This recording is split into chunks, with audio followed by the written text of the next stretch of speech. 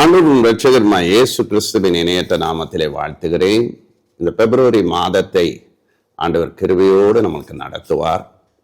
இந்த மாதத்தின் ஆண்டவர் எப்படி இருக்கும் என்று சொல்லுகிறார் என்றால், பிப்ரவரி மாதம் விருத்தி அடைகிற மாதமாக விளங்கும்படி செய்வார். அதனால் நம்புங்க, விசுவாசிங்க, ஜெபிங்க, வாக்குத்தத்தங்களை பெற்றுக்கொள்ளுங்க. கர்த்தர் உங்களை ஆசீர்வதிப்பார். இந்த நாளுக்குரிய வார்த்தையானது ஆதியாகமம் 26ஆம் அதிகாரம் 13வது வசனத்திலே சொல்லுகிறார். அவன் ஐஸ்வர்யனாகி வர வர விருத்தியடைந்து மகா பெரியவனானான். இந்த வசனத்திலே 3 ஆசீர்வாதங்களை கொடுக்கிறார். அவன் ஐஸ்வர்யனாகி வர வர விருத்தியடைந்து மகா பெரியவனானான். யார்? ஈசாக்கை குறித்து இந்த வார்த்தையை சொல்லுகிறது. ஈசாக்கை தேவன் மகா பெரியவனாக மாற்றினார், உயர்த்தினார். அந்த தேசத்துல ரொம்ப ஒரு பெரிய ஆளாக அவனை வைத்தார். அது மட்டுமல்ல, அவனுக்கு ஐஸ்வர்யத்தையும் கொடுத்தார். ஐஸ்வர்யத்தை அருளினார். அருள்வது மட்டுமல்ல, அவனை வர வர இம்ப்ரூவ்மெண்ட் ஆகிக்கொண்டே இருந்தார். இன்னைக்கு நம்முடைய வாழ்க்கையில இம்ப்ரூவ்மெண்டே இல்லாமல் இருக்கலாம், ஐஸ்வர்யங்கள் இல்லாமல் இருக்கலாம். ஐஸ்வர்யமும் நமக்கு தேவை, செல்வம் தேவை. ஆனால் ஈசாக்கை ஆசீர்வதித்த அதே ஆண்டவர் நம்மையும் ஐஸ்வர்யனாகி வர வர விருத்தி அடைய செய்தார். இன்னைக்கு உங்க வாழ்க்கையிலும் டே பை டே தாவீது நாளுக்கு நாள் விருத்தி அடைந்தது போல விருத்தி அடையும்படி செய்வார். இந்த ஆசீர்வாதம் அவருக்கு வர காரணம் என்ன? நமக்கும் கிடைக்குமா? ஐஸ்வர்யனாகவும் மாறினா, டெய்லி ஆசீர்வாதத்தை பெற்றுக்கொண்டான், டெய்லி இன்க்ரீஸ் ஆகி கொண்டிருந்தது அவன் வாழ்க்கையில். பிஸ்னஸ் அப்படி இருந்தால் எவ்வளோ நல்லா இருக்கும். கடைகள் பிஸ்னஸ் இருந்தால் நல்லா இருக்கும். ஊழியத்திலும் கூட டெய்லி எங்களுக்கு ஆண்டவர் நன்மை செய்தால் நன்றாக இருக்கும் என்று நாம் நினைக்கலாம். கண்டிப்பாக நம்ம ஆசீர்வதிக்க வல்லமையுடையவர். அது மட்டும் இல்லை, அவனை மகா பெரியவனாக மாற்றி. இதற்கு காரணம் என்ன? இந்த முந்தின வசனம் சொல்லுகிறது, ஈசாக்கு அந்த தேசத்துல விதை விதைத்தான். அந்த தேசத்திலே அவன் விதை விதைத்தான். கர்த்தர் அவனை ஆசீர்வதித்ததினாலே 100 மடங்கு பலன் அடைந்தான். ஆண்டவர் ஈசாக்கோடு இருந்தார். ஈசாக்கோடு பேசினார், நீ இந்த தேசத்துல குடியிரு, இந்த தேசத்தில் உன்னை நான் ஆசீர்வதிக்க விரும்புகிறேன், நான் சொல்லுகிற இடத்திலே நீ வேலைகளை செய் என்று சொன்னார். ஈசாக்கு அது படி கீழ்ப்படித்தான். கேரார் என்ற இடத்திலே குடியிருந்தான். தேவன் அவர் செஞ்சதெல்லாம் வாய்க்க பண்ணினான். விதைத்தான்.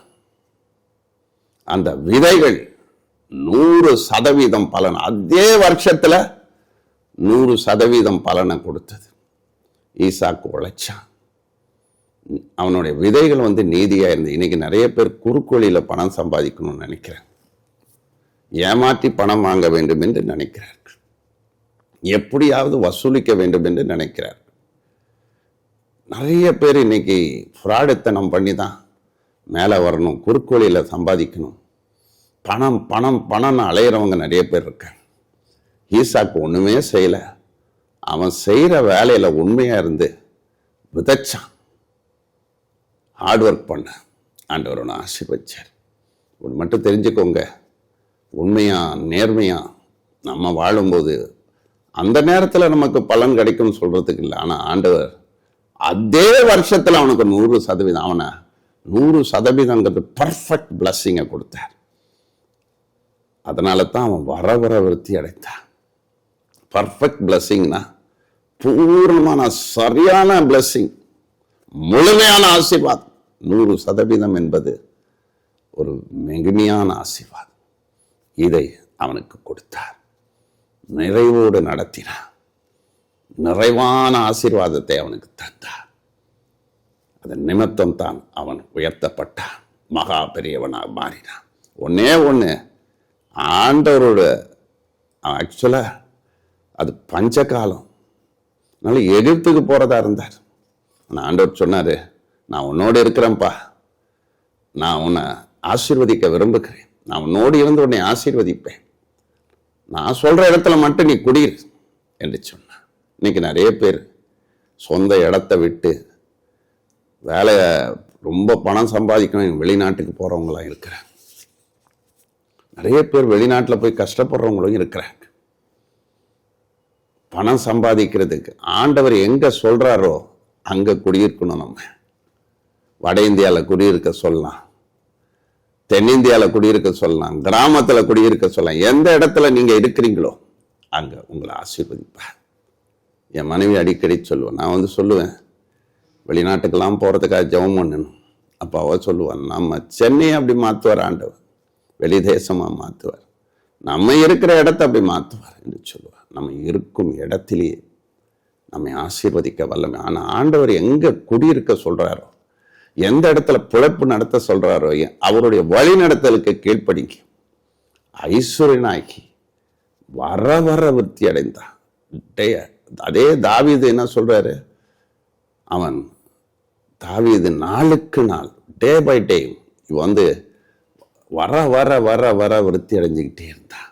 ஒரே நாளில் இல்லை, விருத்தி போக போக போக போவோம். எதிர்காலம் ஆசீர்வாதமாக விளங்கும்படி கர்த்தர் கிருபை செய்வார். நீங்கள் செய்ய வேண்டியது ஒன்று, ஹார்ட் ஒர்க் பண்ணுங்க. என்னுடைய ஊழியத்தின் பாதையிலே பார்க்கும் பொழுது விடிய காலையில் எழுந்து என்னை அனுப்புகிற ஆண்டவர்.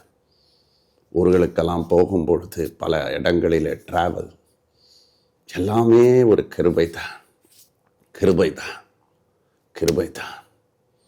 ஆண்டவர் ஒவ்வொரு இடங்களில் ஊழியத்தை நிறைவேற்றுவதற்கு பாடுபட்டு தான் வேலைகளை செய்கிறோம்.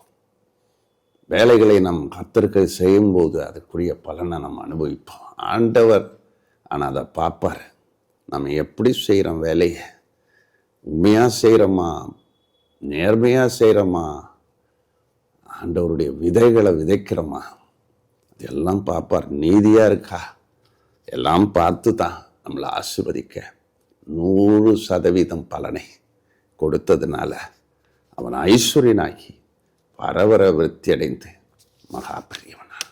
இந்த ஆசீர்வாதத்தை உங்களுக்கும், உங்கள் குடும்பத்திற்கும், உங்கள் வியாபாரத்திற்கும், உங்கள் பிள்ளைகளுக்கும், உங்கள் சந்ததிக்கும் அவர் தருவார்.